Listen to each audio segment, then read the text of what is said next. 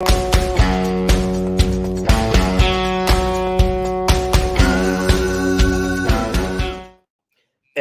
welcome. This is Peter Winick. I'm the founder and CEO at Thought Leadership Leverage, and you're joining us on this LinkedIn Live, which is an extension of our podcast, which is Leveraging Thought Leadership. And today, my guest is none other than our COO, Bill Sherman. So welcome, Bill. It's just you and me today. Yeah, it's good to be here. Cool. So we're kind of doing a state of thought leadership from an enterprise perspective today, and what is it?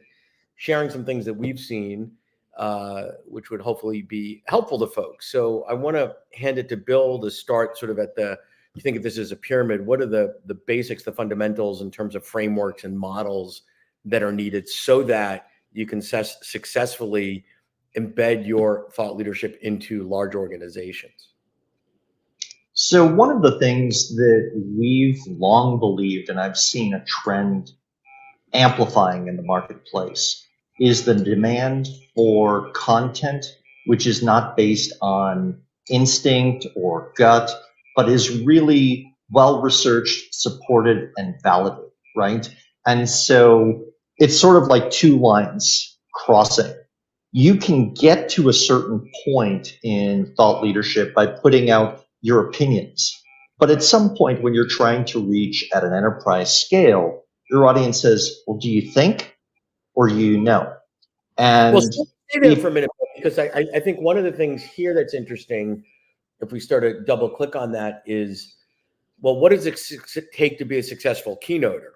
Charisma is right. One of the ingredients. And oftentimes exactly.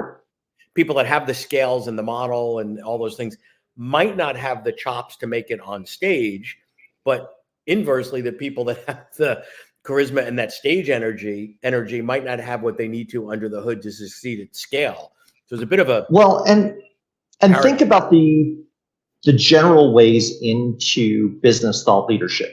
You might be an academic, you might be speaking going into keynoting. You could be a workshop facilitator who develops an expertise. There are a number of paths into this. You could be a consultant or running a boutique consultancy. All of those are ways into thought leadership. Some of them rely on charisma more than, or gravamen or gravitas more than they do specific research. Right? Exactly. And so you need to be balanced between the research and the understanding of the business. And it doesn't have to be that you understand an industry to the sixth decimal, but what it is you need to speak business fluently and be able to translate your idea to what an executive cares about. What impact are you able to make measurably, either to revenue or to the ideas and goals? Say if you're a nonprofit, for example, and your client that you're trying to serve is a nonprofit. And that's why I come back to this concept of what are your models, what are your frameworks, and have you validated them? Do you know that what you're trying to achieve works? And how do you know? And the reason that's important from the enterprise side is what an organization wants. One of the things they want when they're investing significant dollars in your thought leadership is for it to say what it does, right? And to have a consistent way to put that work out there so that everybody's working off the same language, the models, the definitions, et cetera. So even, when you look at things like culture, as an example, ask 10 people what culture means, you probably get 11 answers. If as a thought leader, that's your space, one of the critical things you have to say is when I talk about culture, I define that as the norms or the whatever that happen in an organization, right? You have a clear definition, so everybody sort of is centered on that. Well, and I think there's a classic tendency. You get a senior leader or an executive who reads an article in HBR or one of the management journals, and then maybe a book, falls in love with an idea, and then all of a sudden is either handing out copies of the book to their senior leadership team or walking over to their head of talent development and saying, hey, let's get this idea throughout the organization. This is great. And everybody who receives that copy of the book looks at it, turns it maybe 45 degrees or 90 degrees, and goes, how do we integrate this? how do we make sure this works at scale and not, mess up what we're already doing, right? Because it's sort of like changing the aircraft engine in flight. Right. So if you could maybe define and give an example or two of a good framework, a good model, and what we mean when we talk about validation. Yeah, so let's talk about models because they come in different forms. So one that I think a lot of people are familiar with would be Stephen Covey's 7 Habits of Highly Effective People. It's a list of 7 behaviors, start with the end in mind, sharpen the saw. Those are things which are discrete behaviors that you can remember and apply in multiple situations. Other models come from academia. So we talk a lot about emotional intelligence. Mm-hmm. That's actually a research academic model that comes out of a 2x2 matrix, which says, okay, you need to be emotionally intelligent. You need to be aware of your own emotions and able to regulate them. And then you have to be aware of another's emotions and be able to respond to them. Okay. That framework is simple enough that you can explain it like I did here for both of them in less than 60 seconds. You can go, okay, there's something there. Interesting. If I'm on the user side, I need an aha that I can apply within context. I'm in the meeting and I'm leading a team or I'm doing a one-on-one. I need to be able to apply that insight without having to open up, a business book or a workbook that in a workshop that I participated. It's got to be simple, clear, memorable. And in many ways, thought leadership is the art of that translation of complex ideas into the simple, actionable, and usable. Yep. Validation is one of those steps. And so a validated model is much like designing and building a ruler or a yardstick or taking measurements and blueprints, right? So you want to be able to make the claim, if you're selling a yardstick, that it's actually 36 inches, that all of the incremental little hash lines are in the right place so that when people apply the yardstick, it performs as promised, right? The same here. If you say, hey, based on my model of culture, there are 4 things that matter or 5 things that matter. Are those the most important things? Are those the ones that are relative or essential? Okay. And if you're changing your model on a frequent basis, or you say, oh, I had a new insight, there aren't 5, there are 6, and 2 of them have changed out, you lose trust. You lose the credibility. Just if you say, hey, I've got a yardstick 2.0 that's new and improved. Yeah. What was wrong with the first one, right?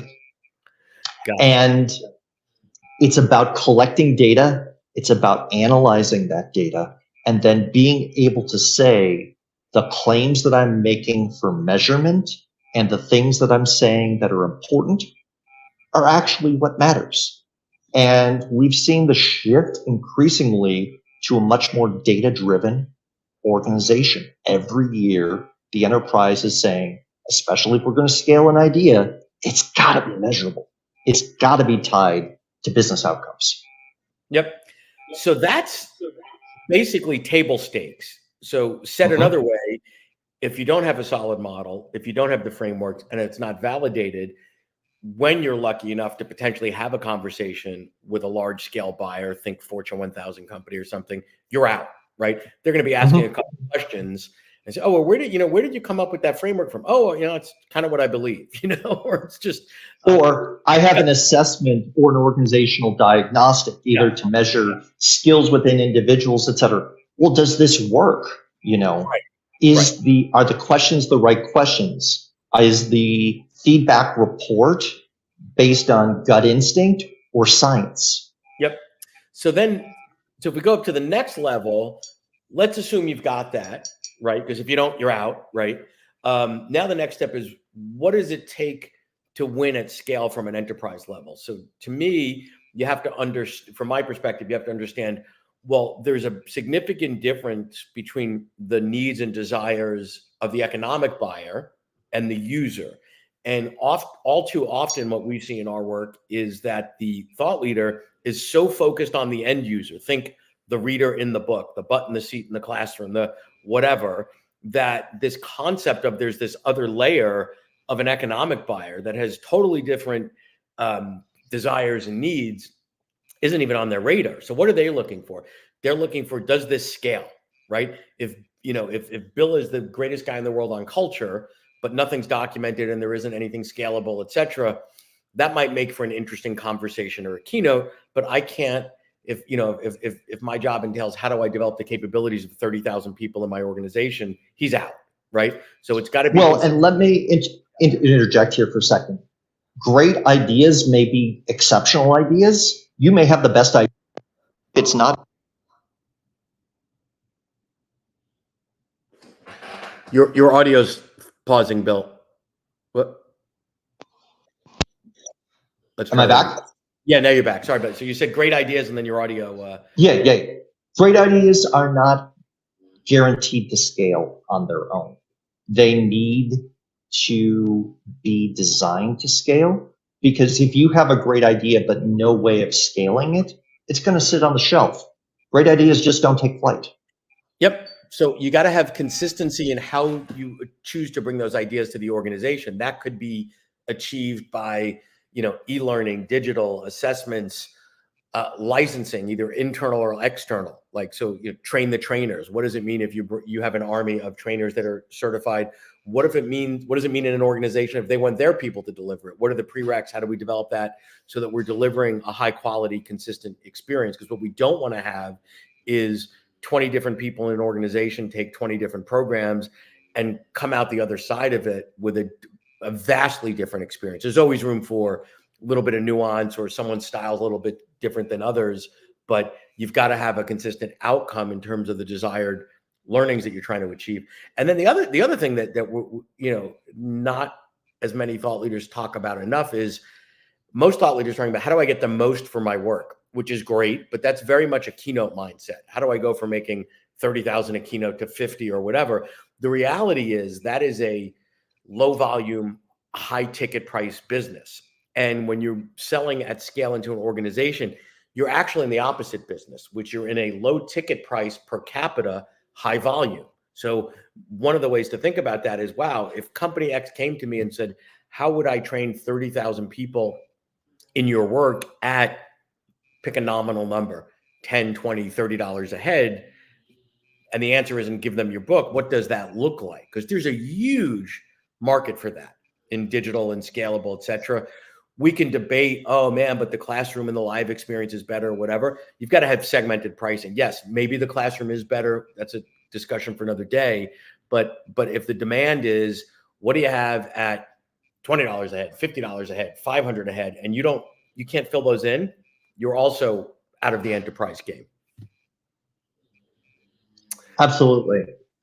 So, Peter, one of the things I want to ask you is, what trends are you seeing from the enterprise buying side? Because you're in conversations on a regular basis with enterprise buyers. What are they looking for from solutions today? Yeah, so some things have remained the same over years and years, and then there's some trends that are really, really interesting, and I think present opportunities to thought leaders that can stay on top of it. So one is, I briefly mentioned before, certification and train the trainer. So the traditional way that was done at most organization, it was a subset of the training and development function, right? So inside of training and development, pick a big company, P&G or Citibank or whoever, might have dozens or hundreds of facilitators that deliver various programs to their colleagues, right? But they're training professionals. That's cool. Mm-hmm. Now what we've learned is, if you open that up more broadly and say, hey, here's a piece of content on agility, resilience, presentation skills, DEI, whatever it is, if you're interested in that, I don't care if you're Mel from accounting or Sal from supply chain, there might be an opportunity. Now, there's got to be some caveats and prereqs here for you to be certified. And maybe a couple of times a year, you would deliver a program to your colleague. Would that be of interest to you? So it satisfies a personal development intrinsic need. And it's not limited to the training function. So now all of a sudden, I might be learning about I don't know, whatever the topic might be from someone who's really, that you might not expect based on their role or title, but they're really engaged. They're really passionate about this piece of intellectual property. They've read the book, they're into it, and they're going to bring that to life. That's pretty cool. So the way you meet them there is you offer that, internal train the trainer, and start to talk to the client about it. Doesn't need to be limited to the training and development function. Other things that we're seeing is the way it used to be done more often, still done a lot this way, is organizations have their core stuff. Here's how we at Company X develop leaders, develop our hypos. Oh, and then there's other stuff, right? So if we need to talk about emotional intelligence, we'll license a module of emotional intelligence from the source there. Or if we want to talk about speed of trust, maybe we'll license a model from Stephen M. R. Covey, whatever. Now we're seeing integration. And what do I mean by that? What I mean by that is you've got your hypo program, your onboarding program, your leadership development program, your sales program, and those things are baked into, not separated from. So think of it as more of a, the seasoning in a sauce as opposed to a separate dish. Because when it's separate, sometimes it doesn't the verbiage doesn't work, the cultural connection doesn't work. So if you can integrate that in and drop in little tiny micro modules throughout, instead of saying, we're going to do 2 hours on trust, and then we never have to talk about trust again. So that's been a pretty cool trend. So let's go a little bit further on that. How do you wind up doing that integration? And what does that sort of deal structure look like? Because it's different than saying, hey, we got 20 people who need a workshop on negotiations or presentation, right? Yeah, that integration is more complex. I would say it's a lot harder and it's a lot easier. So it's harder on the front end, meaning I can't just say how many units of my e-learning program do you want at some price and say, voila, you've licensed it, right? So on the front end, it involves a little bit more work on the instructional design and getting an understanding of the client's needs, what their current work is. So there's more due diligence on the front end to say, in order for me to integrate into your hypo program, Bill, I need to know what your hypo program is, what it does, what's the capabilities model, how long does it last, what are the formats, is it hybrid, is it remote? So I got to go through all that, and then I've got to come up with some logical hypotheses to say, here's the 4 places I would plug in my models and modules, and here's how.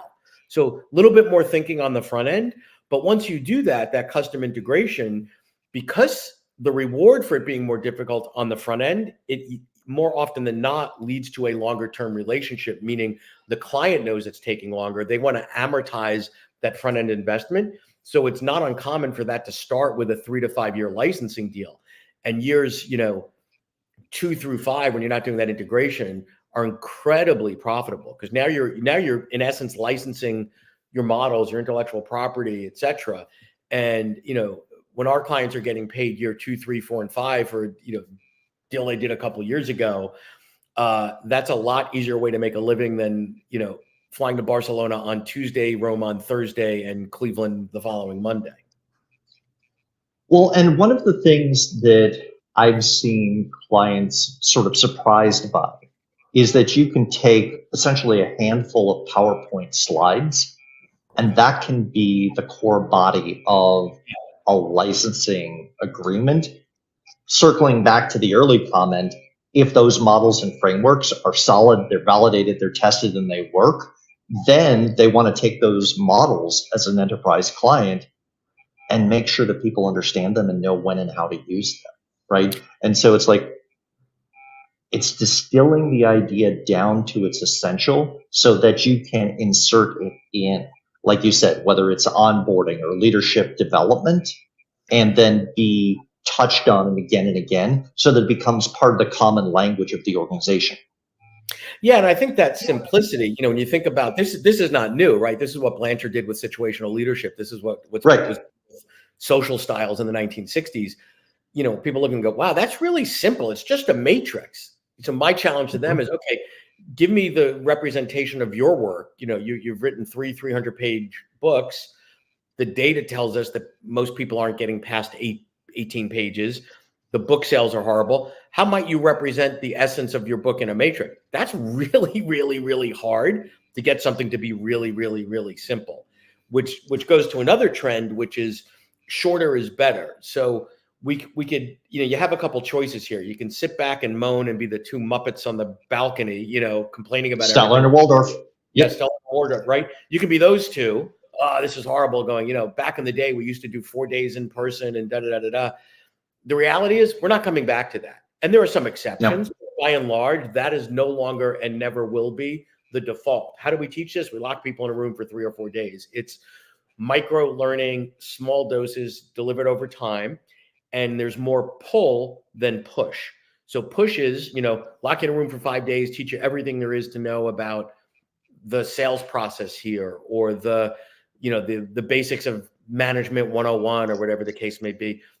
We need to teach the fundamentals, but my level of interest and engagement in that is kind of based on what I've got going on in my world. If I know that I need to have a very difficult conversation that's high stakes to me tomorrow, and I remember, we did that communication thing like a couple years ago.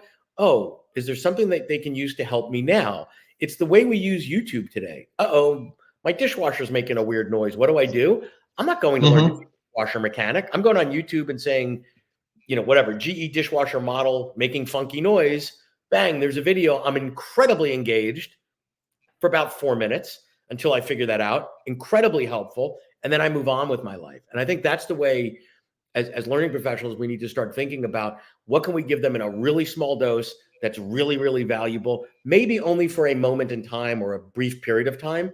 And that's okay. We prefer it stick forever, but we want them to use it when it matters to get them to a place or get them there in a better way. So one of the ways that I think about that is when I go to the underlying structure of the models and the framework, you do a constraint. You say, okay, you are at a event, maybe a cocktail reception or something, you're at a conference, you've got a napkin, a pen, and 60 seconds. How do you explain your core idea in 60 seconds or less in a way that someone says, that's interesting, tell me more?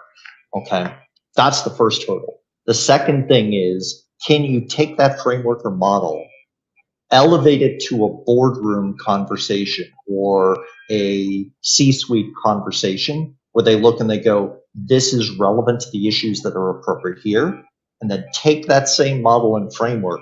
Can you take it down to a frontline manager or a frontline employee, an individual contributor, and have everyone be able to get something from it?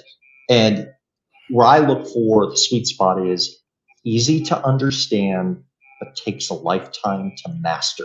Yeah. And so the more that you keep digging into it, the more nuance you see. And you're like, this is one of the lessons that will stay with me my entire career. Yeah, right? It's not like a vaccine. It's almost yoga-esque or Buddhist in its approach. Right. It's a practice, right? Rather than, hey, I did yoga on Tuesday. I have completed and mastered yoga next. Yeah, exactly. So the other, lastly on the trend, and this isn't a new trend, but it's more and more important. You mentioned the importance of data. And I think the other side of that coin is connect what you do to business outcomes, period, full stop. Yep. Lots of things that in theory, mom and apple pie, whatever, that's great. But, I'm getting rewarded based on what's happening this quarter or the trend or whatever. How does what you offer to me and my team and my organization move the levers that I care about? So there's a conversation I was having early this morning where someone commented that's a customer experience thought leader on something I put up. And then somebody else commented that's an expert in burnout. And, my suggestion to her, she was like, well, how do I get more people engaged? I'm like, well, burnout's one of those things. And I'm using that as an example that nobody's in the pro burnout camp. Maybe some investment. Right. It says, I want more of my people to be burned out more often. Please teach me how to do that. Right. Clearly we want to believe, but it's kind of a nice to have. All else being equal, it's not a hair on fire issue. I probably want to get around to it, but here's 30 things that come in front of it. So my recommendation was, is there research, is there data that shows the higher level of burnout that is evident in an organization connects to a negative outcome in customer retention or customer experience, right? So now if I can show leadership, hey, here's the problem. 70% of our people are burnt out based on this whatever validated burnout scale. We used to have a net promoter score of here. Now it's here. I need to fix this to get to this. That makes sense, right? Because now you're fixing the burnout problem, but the real issue that we care more about, even though we might not be honest enough to say it out loud, is customer retention, customer satisfaction, which will always get fed. Well, and you can also take a look at that and say, okay, is this impacting sales? What is our customer acquisition cost? What is our lifetime value of customer? Those questions and asking to the things that appear on the P&L and get discussed in meetings on targets and growth, the easier you are to talk about growth in the language of business, the better you're positioned to connect your IP to what the business cares about. Yeah, and I think that challenge is most challenging, and this is a general statement, for the academic thought leader to make that connection, because they might not be as fluent in the KPIs of a particular organization, business, et cetera, to say, wait a minute, why is customer satisfaction or client retention, or, like, show me the math here, right? So I think anytime you can tie to outcomes, you're in a much better position. Well, and there's also an advantage based on experience. We've had clients as well who have had a C-level title, who have been in senior leadership, who have sat on boards of Fortune 500 companies. And that experience and the ability to speak as a peer to an enterprise buyer makes a difference of, hey, I understand what you care about. And if you haven't had those experiences, if you have that gap, that's something that you need to figure out. Now, there are limited roads to Fortune 500 board seats, but there are ways to learn how to speak or supplement your expertise with that sort of contextual based knowledge for what the buyer cares about. Yep.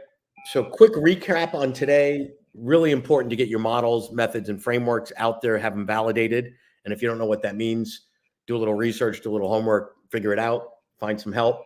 Other issues are, scale and consistency. How do you get your content out to more people at a lower cost per head and connect it to, without sacrificing quality or consistency? How do you connect to the outcomes? And then to always be aware of the latest trends, not to be chasing those trends, but trends in training and development aren't seasonal like fashion. They tend to have a cycle, right? Couple of years. So it's not like you've got to pick up every trend there's not a trend of the week. It's not a top 40 chart, but be aware. Yeah, fast fashion and thought leadership are not the same. It shouldn't be faddish.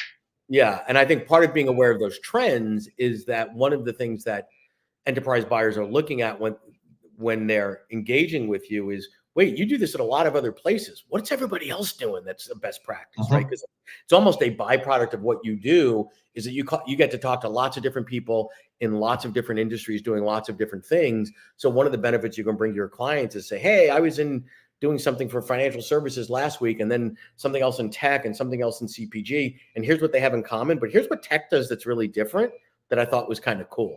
And maybe you want to apply that to your business, even though you're in manufacturing. So those are some things to think about. As always, you can reach out to myself or Bill directly with any further questions, thoughts, comments, thunderous rounds of applause, or whatever else you choose to share with us.